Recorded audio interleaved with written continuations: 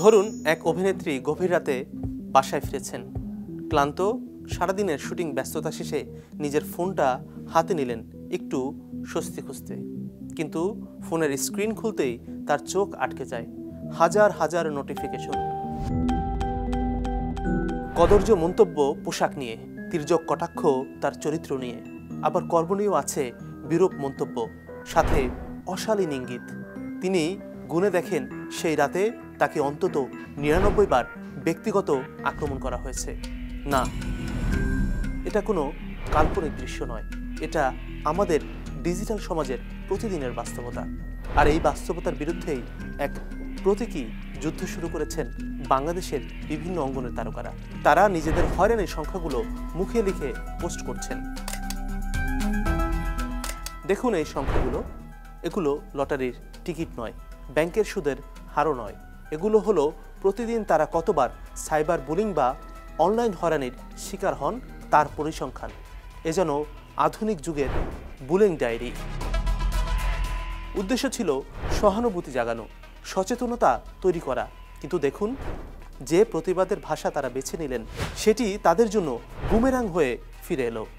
আমরা কথা বলবো ডিজিটাল সভ্যতার সেই অদ্ভুত প্রহসন নিয়ে, যে সভ্যতায় তারকাদের ব্যক্তিগত জীবন এখন আর ড্রয়িং রুমের আলোচ্য বিষয় নয়, বরং তা এখন পাবলিক ডোমেনের ফ্রি হিট জোন।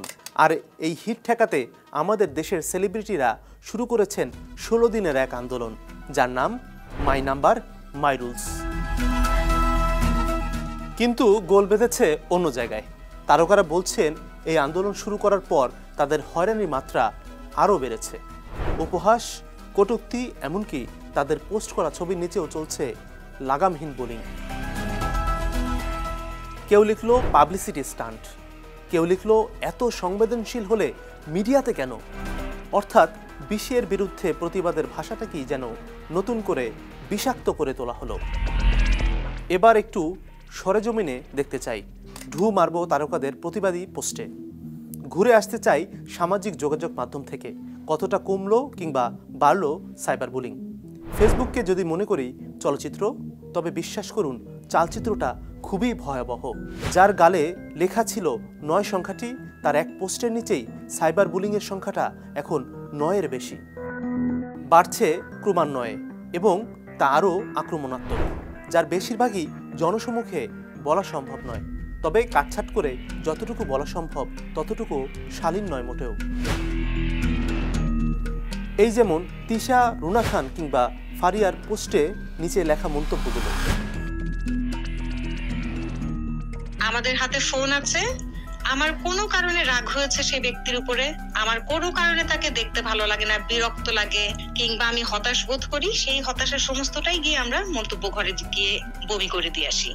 তো এটার ফলে খুব যে যাকে মন্তব্যগুলো করা হচ্ছে তাদের খুব ক্ষতি হয়ে যাচ্ছে সেটা বলবো না, তবে সৃষ্টিশীল মানুষদের তো মন একটু সংবেদনশীলই হয় সাধারণত। তো সেই জায়গা থেকে একটা নেতিবাচক মন্তব্য অবশ্যই তাদের দিনটাকে নষ্ট করতে পারে, তাদের সৃষ্টিশীল কাজে ব্যাঘাত ঘটাতে পারে, তাদেরকে আসলে নৈতিক জায়গাটাতে আঘাত দিতে পারে। এবং সবচেয়ে ভয়ঙ্কর অভিযোগ হলো এআই, আর্টিফিশিয়াল ইন্টেলিজেন্স ব্যবহার করে তাদের বিকৃত ছবি তৈরি করে ছড়িয়ে দেওয়া হচ্ছে অনলাইনে। এ যেন আগুনে ঘি ঢালার মতো ঘটনা। সাইবার বুলিং আসলে এখন মানুষের কাছে সব থেকে বড় একটা মার্ডারের মতো হয়ে যাচ্ছে, মেন্টাল মার্ডার। কিছু মানুষ যারা আছেন, যারা ওইভাবে আসলে ফেসবুক বা সোশ্যাল মিডিয়া বোঝেন না, চোখের দেখায় বিশ্বাস করে, তো তখন তারা ভাবেন যে আমরা এইভাবে ড্রেস আপ করি বা এইভাবে এটা করি, বা এই যে মানুষকে ধোঁকা দেওয়া। ডিজিটাল যুগে প্রযুক্তির এমন ভয়াবহ অপব্যবহার প্রমাণ করে সমস্যাটা শুধু তারকাদের পাবলিক ফিগার হওয়ার নয়, সমস্যাটা আমাদের সম্মিলিত মানসিক দৈন্যতার। যারা সমাজকে বিনোদন দেন, যারা আমাদের হাসাতে কাঁদাতে পারেন, সমাজের আর 10টা মানুষের মতোই তারাও যে রক্তমাংসের মানুষ, এই বোধটুকু আমরা হারিয়ে ফেলছি। আমরা ভুলে যাচ্ছি ইন্টারনেট কোনো ফ্রি ফর অল জায়গা নয়, এখানেও জবাবদিহিতা আছে। তারকারা এখন কি করতে পারেন, কি বা করার আছে তাদের? আইনের আশ্রয় নিতে পারেন।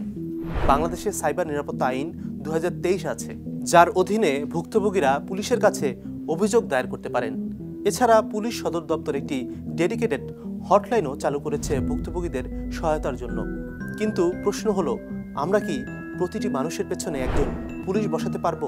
কোনোভাবে কি কমছে সাইবার বুলিং প্রবণতা? আসলে এই আন্দোলন চোখে আঙ্গুল দিয়ে দেখিয়ে দিচ্ছে, প্রযুক্তি আমাদের যতটা আধুনিক করেছে, আমাদের মনন হয়নি ততটা আধুনিক। সবার কথা, যতক্ষণ পর্যন্ত না আমরা মানুষ হিসেবে সচেতন, যতক্ষণ না এই ডিজিটাল স্পেসে অন্যের প্রতি ন্যূনতম সম্মান প্রদর্শন করতে শিখছি, ততক্ষণ মাই নাম্বার মাই রুলস আন্দোলন চলতেই থাকবে। হয়তো সংখ্যাগুলো আরও বড় হবে, কিন্তু পরিস্থিতি বদলাবে না। ডিজিটাল সহিংসতা একটি সামাজিক ব্যাধি। এর বিরুদ্ধে আমাদের নিজেদেরই আওয়াজ তুলতে হবে, ভাঙতে হবে নীরবতা। মানুষের বোধ জাগলে সময় লাগবে না প্রেক্ষাপট বদলাতে। যেতে যেতে আবারও কিছু সংখ্যা বলি। বাংলাদেশ সাইবার ক্রাইম ট্রেন্ড 2023-এর তথ্য অনুযায়ী 2022 সালে বাংলাদেশে রিপোর্ট করা সাইবার অপরাধের মধ্যে 52% ছিল সাইবার বুলিং। সচেতনতাই পারে সাইবার বুলিং কমাতে। জানতে হবে সাইবার সুরক্ষা আইন।